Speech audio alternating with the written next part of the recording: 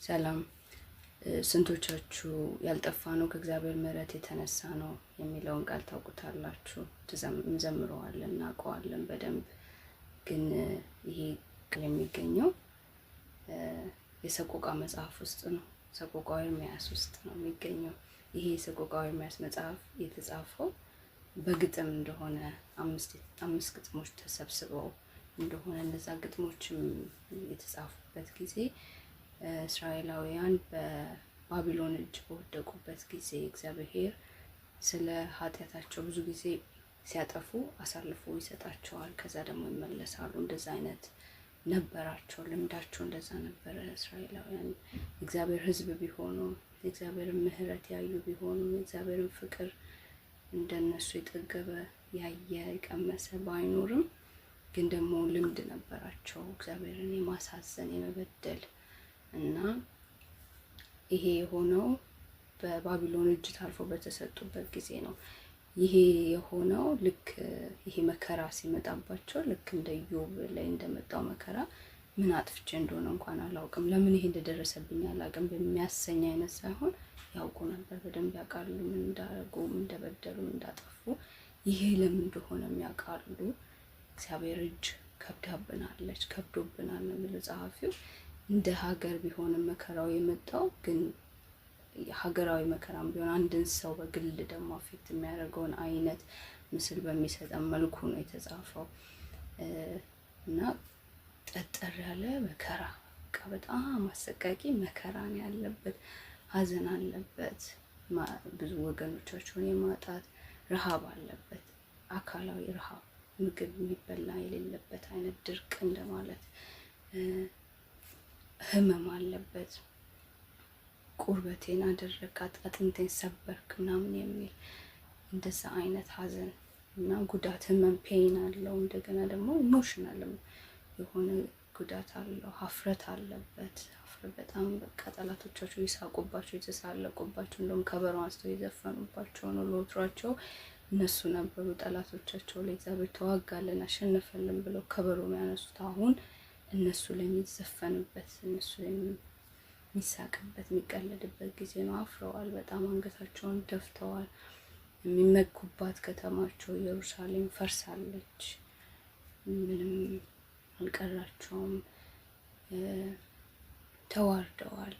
እና ጸሐፊው ስሜቱን የሚገልጸው ማለት የሚሰማውን ህይወቱ እንደ ሬት እና እንደ ሐሞት እንደሆነበት ነው የሚናገረው። በጣም ከባድ ምሬት አለ፣ ፍርሃት አለባቸው። በቃ እንደ አንበሳና እንደ ድብ እንደሚሸምቅ አንበሳና ድብ ሆነብኝ ይላል ሲገልጸው። ማለት ከአሁኗም መጥቶ በቃ የሚሰብረው የሚያደቀው አይነት እንዳለ የሚሰማው የፍርሃት ስሜት አለው። ምንም በቃ ስቴብል ያደረጉበት ሁኔታ አይደለም ያለው። ጸሎቴን ከለከልክ ይላል። በቃ አይሳሰማኝም፣ በቃ ኢግኖር የመደረግ የመተው የመጣል የመገፋት ስሜት ውስጥ ናቸው ያሉት። በጨለማ ውስጥ በቃ ቀድሞ ከሞቱት ጋር በጨለማ አስቀመጥከኝ ይላል። ጨለማ ውስጥ የተቀመጠ አይነት ይመስላል። ዲፕረስድ የሆነ በጣም ምስል ይሰጠናል። ሰንሰለቴን አከበድክብኝ ይላል። ጨለማ ውስጥ ወርውሮ እንደገና ሰንሰለት የከበደበት፣ ከእንደገና ደግሞ ጸሎቱ የማይመለስበት፣ እዛ ውስጥ ሆኖ በብቸኝነት ቢጮህ እንኳን የሚሰማው የሌላ አይነት ምስል ይሰጠናል።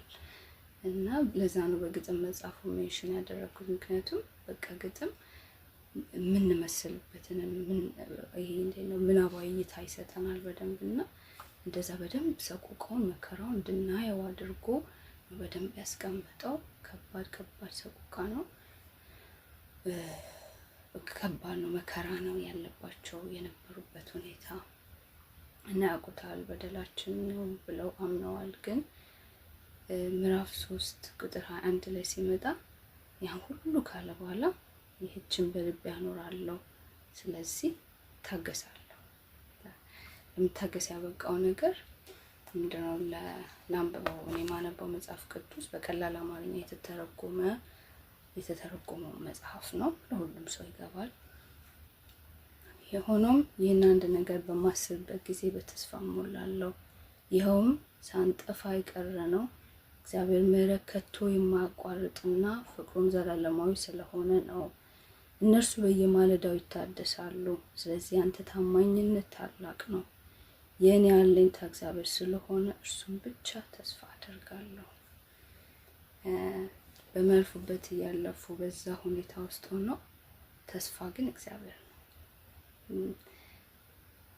አለኝታም እግዚአብሔር ነው። አሁንም አለኝ የሚሉት እግዚአብሔር ነው። አሁንም ተስፋ የሚያደርጉት እግዚአብሔር ነው። የገባንበት ነገር ውስጥ የገባንበት ምክንያት ምንም ይሁን፣ የምናልፍበት ውስጥ የምናልፍበት ምክንያት ምንም ይሁን፣ ተስፋው ግን እግዚአብሔር ነው። እችን ሳስብ እጽናናለሁ የምንለው፣ እችን ሳስብ ታገሳለሁ የምንለው እግዚአብሔር ነው። ለምን? ምህረት ስለማያልቅበት፣ ርህራሄው አያልቅም።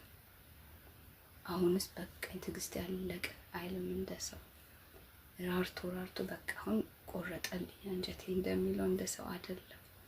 ይራራል ሁሌ፣ በየጊዜው ደግሞ በየማለዳው የሚታደስ ምህረትና ርህራሄ ነው እየተሰማቸው በዛ ውስጥ ሆኖ አሁንም ይራራልናል። እንዲህ አድርገን እንዲህ ተቆጥቶ ግን ይራራልናል። በቃ ይራራልናል እግዚአብሔር። ሃሌሉያ። እግዚአብሔር ቸር ነው። ምህረቱ ማለዳ ማለዳ አዲስ ነው እና ደግሞ ታማኝ ነው። ኪዳኑን ለዛ ህዝብ የገባውን ኪዳን እርግፍ አድርጎ የሚተው አይደለም። ታማኝ ነው ለቃሉ።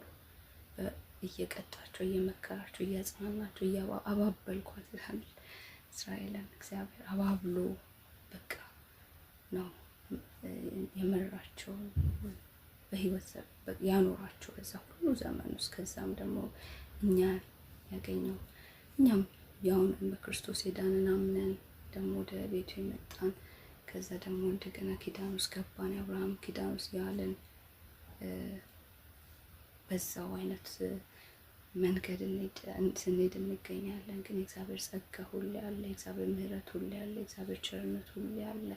አያልቅበትም ምህረት።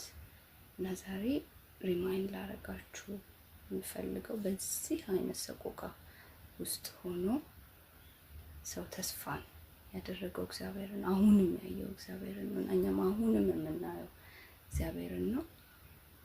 ታማኝ ስለሆነ ርህራሄና ምህረት ስለማያልቅበት በዚህ ቃል ተጽናኑ። ተባረኩ።